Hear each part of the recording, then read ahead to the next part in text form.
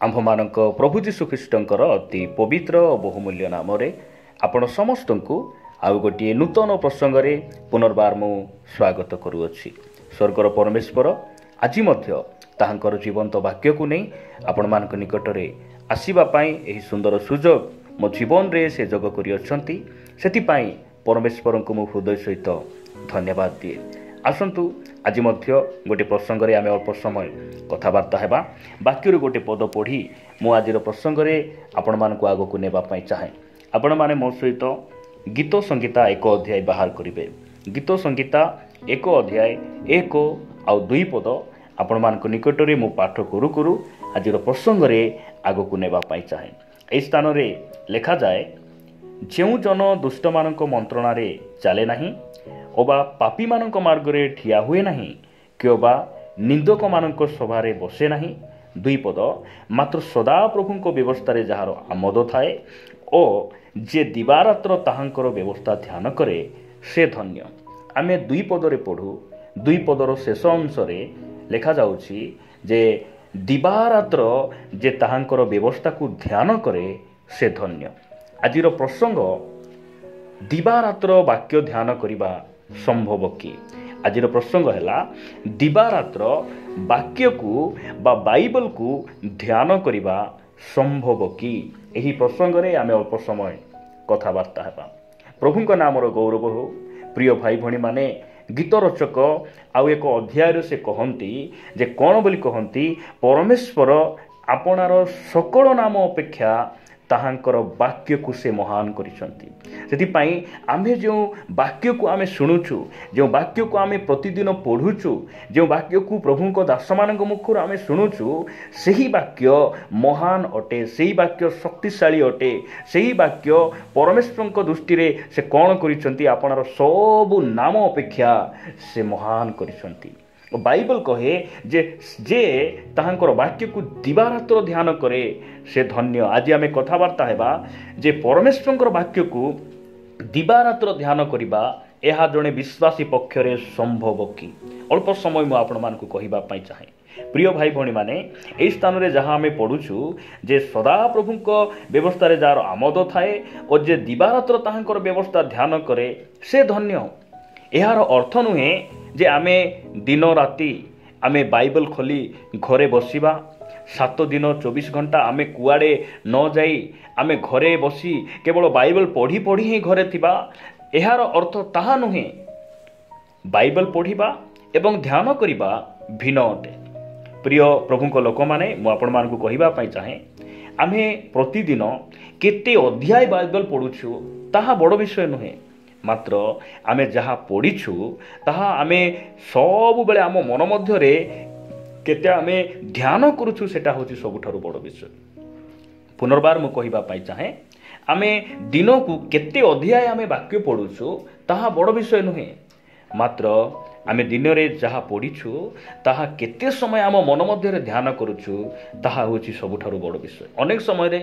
हमर वाक्य को आमे जहा आमे रविवार उपासना रे हेउ किंबा बाइबल स्टडी रे हेउ कोनोसी सभा समिति रे आमे तळे वाक्य सुनु ताहा सही वाक्य घर को आसीबा क्षणी अनेक भाई भणी माने भूली जानती, मने न थाए। कारण कोन? कारण से वाक्य आमे सुनिलु, से वाक्य हेई पारे आमे पढ़िलु, मात्र आमे ध्यान करि नाहु, मन मध्य रे आमे ध्यान करि नाहु।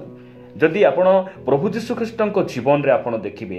प्रभु जीशु ख्रीष्ट जो समय रे से बाप्तिजित नेउछंती, से शैतान द्वारा परीक्षित होउछंती, शैतान तांकु गोटे उच्च पर्वत रे नै ठिया कराई कहूची जे तुमे मोर पादरे तुमे प्रमाण करो, सॉरी मो पादरे तुमे प्रणाम करो, एही जगतर सब विषय मु तुमको देई देबी। सेही समय परमेश्वर कौन करूछंती? से कौनसी पुस्तक हाथ में धरी नाहंती, से हृदय मन मध्यरु से वाक्य बाहर करुचंती, वाक्य को कट करुचंती आ शैतान को से पराजय करुचंती। जदि आपण पढ़िबे माथ्यू लिखित सुसमाचार 4 अध्याय 10 पद लिखा जाए, तहिरे जीशु ताहाकु कहिले, दूर हो शैतान, कारण लेखा अछि प्रिय प्रभुक लोक मैंने आम गोटे लेखा थी ख्रीस्टियान हेबा कारण आमर परमेश्वर लेखा थी परमेश्वर अटंती से शास्त्र अनुसार से जन्म ग्रहण कले शास्त्र अनुसार से मृत्युवरण कले शास्त्र अनुसार से समाधि प्राप्त हेले आ शास्त्र अनुसार से तृतीय दिवस उत्थित हेले यह साधु पाउल आम को कहती परमेश्वर आम को दया करंतु आमे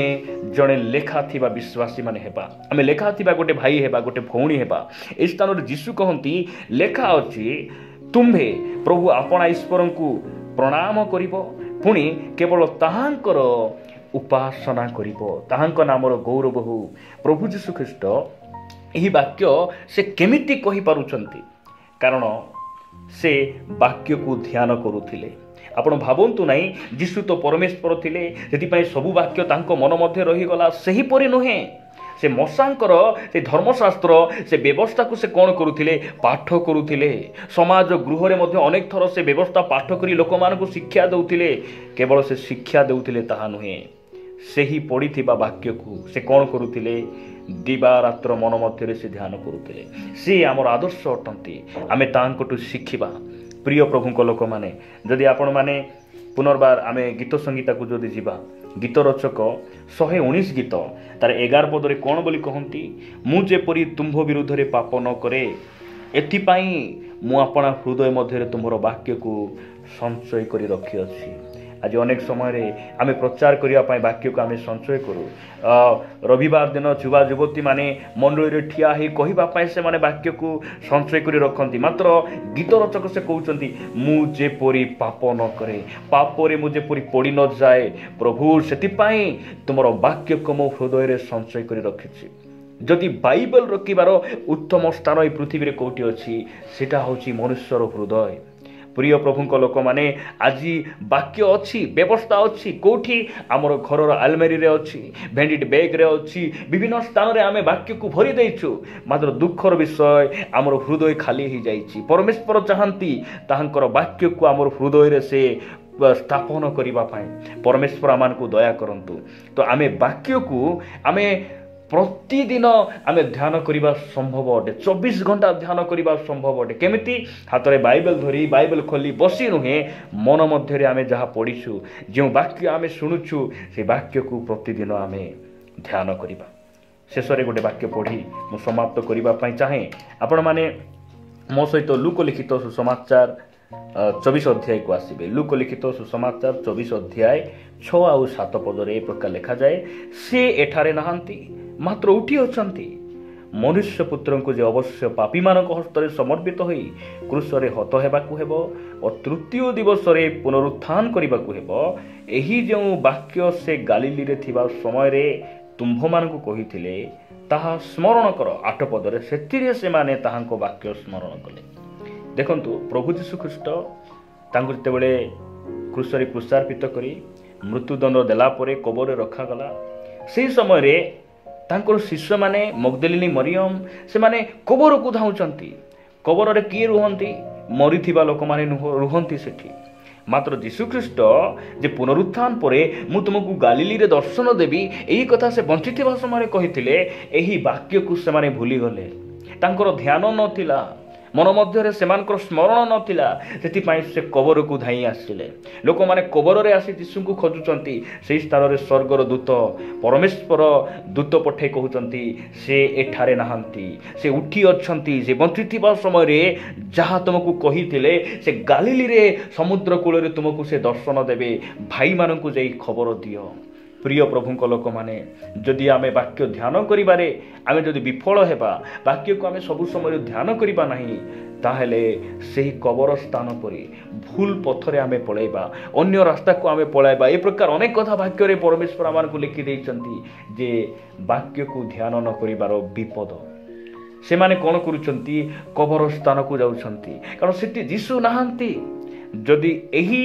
जो कथा से बंचिथिबा समय रे बा से पार्थिव शरीर रे थिबा समय रे जहा कहिथिले जे मु तृतीय दिवस उत्थित हेबी आहुरी कोन करबी गालिली रे तुमको दर्शन देबी एई कथा से तांको मने थांता से माने आहुरी साहस रही थांते से माने को कबाड़ बंद करी यहूदी मानकर डर भय रे से माने को भीतर रहिबा को पड़ी न थांता से माने गालिली समुद्र कूड़े तांको साक्षात करिया पई से जाई थांते ତାହାଙ୍କ ନାମର ଗୌରବ ହଉ। ପ୍ରିୟ ଭାଇ ଭଉଣୀମାନେ, ପରମେଶ୍ୱର ଆମମାନଙ୍କୁ ଦୟା କରନ୍ତୁ। ସେଥିପାଇଁ ଜଣେ ବ୍ୟକ୍ତି ଦିବାରାତ୍ର ତାହାଙ୍କର ବ୍ୟବସ୍ଥା ଧ୍ୟାନ କରିବା ସମ୍ଭବ। କେତେବେଳେ ଗାଡ଼ି ଚଲାଇଲା ବେଳେ, କୌଣସି କାର୍ଯ୍ୟରେ ଥିଲାବେଳେ, ଆମେ ହାଟକୁ ଗଲାବେଳେ, ଆମେ ମାର୍କେଟକୁ ଗଲାବେଳେ, ଆମେ ଆମର ଡ୍ୟୁଟିକୁ ଗଲାବେଳେ, ଅଫିସରେ ଥିଲାବେଳେ, କଲେଜରେ ଥିଲାବେଳେ, ସ୍କୁଲରେ ଥିଲାବେଳେ, ସବୁ କ୍ଷେତ୍ରରେ ପରମେଶ୍ୱରଙ୍କର ବାକ୍ୟକୁ ଧ୍ୟାନ କରିବା ସମ୍ଭବ ଅଟେ। ଏହି ବାକ୍ୟ ଦେଇ ପରମେଶ୍ୱର ଆମ ସମସ୍ତଙ୍କୁ ଆଶୀର୍ବାଦ କରନ୍ତୁ। ଆମେନ୍।